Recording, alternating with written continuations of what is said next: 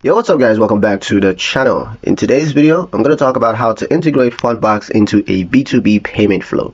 You want to give your business customers a seamless way to finance invoices or purchases. Well, in today's video, I'm going to walk you through exactly how to integrate Fundbox directly into your B2B payment flow. So let's get started. Now, the first step is to understand the integration goal.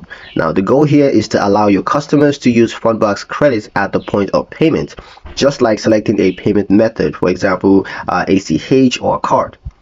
Next is to access Fundbox API documentation. So go to developers.fundbox.com. There you can explore the embedded capital and draw endpoint sections. Next is to initiate customer authorization. Use OAuth to authenticate your users with Fundbox. Redirect them to the Fundbox authorization page and receive a token upon approval. Next is to display Fundbox as a payment option. Now at checkout or invoice payment screen, you want to offer pay with Fundbox.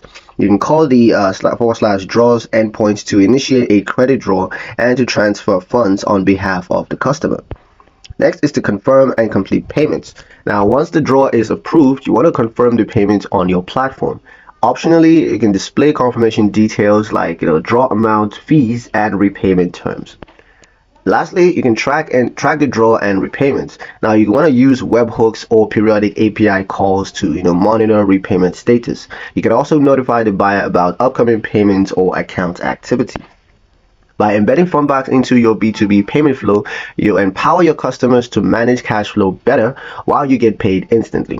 And that's pretty much it for this video, guys. Hope you liked it. Hope you found the information here useful enough. If you did, like, share, and subscribe for more helpful tutorials. Thank you guys for watching, and I'll see you in the next one.